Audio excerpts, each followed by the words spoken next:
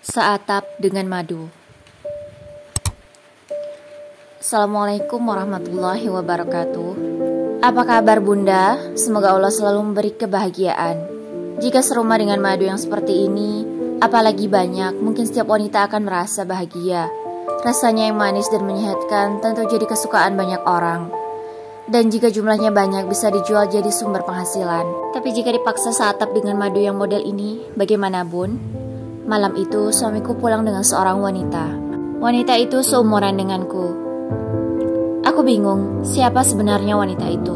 Aku diajaknya duduk karena ada hal serius yang ingin dibicarakan. Perasaanku sudah mulai tidak enak, feelingku buruk. Kami duduk di ruang tamu berempat. Suamiku duduk berdua dengan wanita itu di sofa yang sama. Sedangkan aku duduk berdua dengan ibu mertuaku. Suamiku mulai membuka pembicaraan. Sayang, aku dan Indi, nama wanita itu, sudah menikah siri. Seketika butiran air mata langsung jatuh sangat deras. Aku sangat syok dengan kalimat itu. Aku tidak sanggup bicara apapun saat itu. Justru ibu mertuaku yang sangat marah ke suamiku. Apa maksudmu Reza? Kenapa kamu menikahi wanita ini? Indi hamil anakku Bu, kami hilaf jadi aku harus nikahi dia. Ibu mertua menampar suamiku dengan keras. Ibu tidak akan pernah terima dia jadi menantu ibu. Aku masih tetap menangis. Pahit sekali rasanya ludah yang kutelan. Aku diajak masuk ke kamar dan ditenangkan ibu mertuaku. Namun sampai pagi aku tak bisa tidur dan masih menangis. Entah sudah berapa lama suamiku selingkuh dengan wanita itu.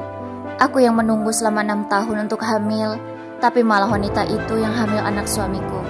Padahal selama ini yang ada masalah adalah suamiku. Tapi kenapa dia yang harus memilikinya? Aku sempat merasa kecewa dengan Tuhanku. Tapi aku segera sadar dan memohon ampun. Aku berusaha sabar dan menerima keadaan ini. Besok paginya saat sarapan suamiku bilang ingin menceraikan aku karena dia tidak mau poligami. Tapi ibu mertua tidak setuju dan aku tetap jadi menantunya. Suamiku terlihat terpaksa menuruti ucapan ibunya. Hal itu sudah sangat buat aku sakit berkali-kali. Suamiku bilang aku yang tidak bisa beri dia keturunan.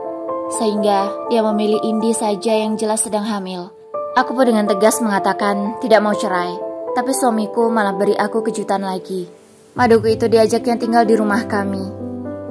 Tentu aku tidak terima dengan keputusan itu. Aku menolak, tapi suamiku malah bilang begini. Kalau kamu tidak mau Indi tinggal di sini, kamu saja yang pindah ke rumah Indi. Aku sangat hancur karena suamiku tidak lagi peduli denganku. Aku masih sabar dan menguatkan hatiku. Aku sudah janji pada almarhum orang tuaku akan tetap bertahan dengan pernikahanku apapun yang terjadi. Akhirnya aku terpaksa setuju seatap dengan maduku. Hari-hari begitu berat aku lalui. Karena maduku itu sangat licik, dia ingin aku tersingkir. Dia mengambil alih semua pekerjaan rumah, menjadikan hamilnya sebagai senjata agar dimanja. Awalnya sok-sokan mau kerjakan semuanya. Tapi baru kerja sedikit, ujung-ujungnya aku yang menyelesaikan.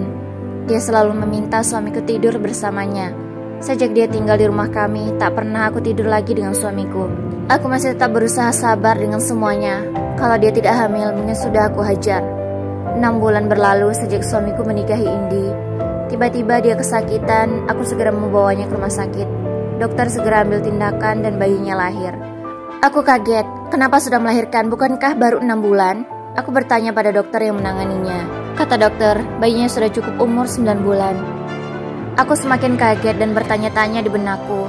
Aku adukan hal ini ke suamiku, dia pun bertanya ke Indi. Indi pintar sekali menjawab pertanyaan suamiku. Kita kan sudah lama dekat mas. Aku lupa saat itu berapa bulan. Tapi kita melakukannya tak lama setelah kamu bilang sedang hamil. Kehamilan kan dihitung dari HPHT mas. Kamu jangan mau dihasut sama istrimu yang belum pernah hamil ini. Aku sangat terluka dengan ucapan dia. Ingin rasanya aku menampar wajahnya berkali-kali. Akhirnya suamiku lebih percaya wanita itu. Setelah pulang dari rumah sakit, aku dikagetkan lagi. Suamiku menalak aku dan aku sangat sakit hati. Ditambah ibu mertua sekarang menerima wanita itu karena dia sangat bahagia telah memiliki cucu. Dengan tangis dan rasa kecewa aku pergi. Tapi aku tidak tahu mau pergi kemana.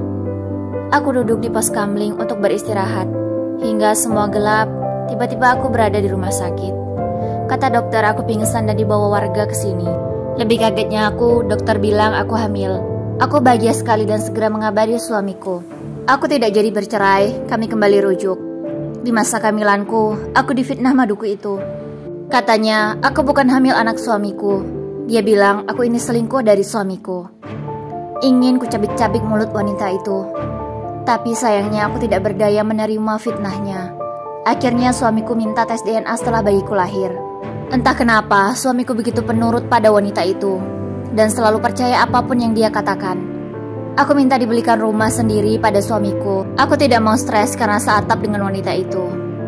Tapi tidak dibelikan, hanya dikontrakkan rumah kecil. Tapi itu lebih baik daripada aku tidak punya tempat tinggal. Setidaknya aku bisa tenang meskipun kadang diteror wanita itu. Hingga bayiku lahir dan tes DNA dilakukan. Hasilnya keluar dan tentu anakku adalah anak kandung suamiku. Aku pun meminta agar anak Indi dites DNA juga. Tapi Indi selalu menghindar dengan berbagai alasan. Aku semakin yakin kalau anak Indi bukan anak suamiku. Setahun berlalu, anakku sudah bisa jalan. Secara mengejutkan, suamiku membelikan rumah untukku dan anakku. Rumah yang cukup besar sesuai harapanku. Aku bahagia sekali, tak lupa berterima kasih pada suamiku. Aku sangat memohon pada suamiku agar tes DNA anak Indi. Aku menyuruh suamiku ajak anak Indi jalan-jalan dan tes DNA tanpa sepengetahuan Indi. Setelah hasil tes itu keluar, semua terkejut. Anak itu bukan anak suamiku. Suamiku lantas mendesak agar Indi jujur. Indi ketakutan dan kabur membawa anaknya.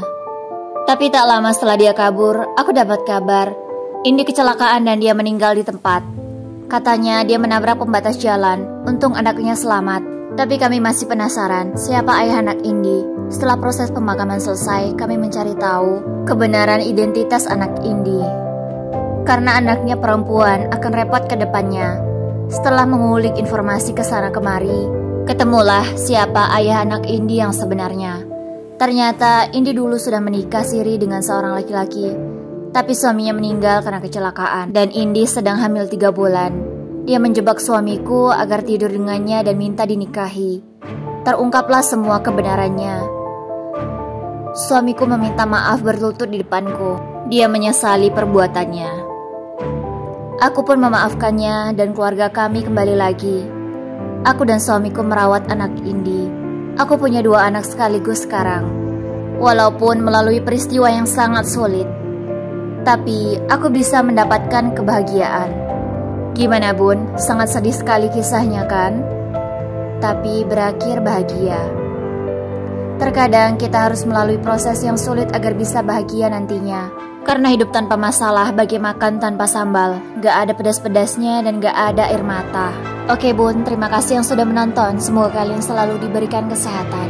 Jangan lupa subscribe ya. Assalamualaikum warahmatullahi wabarakatuh.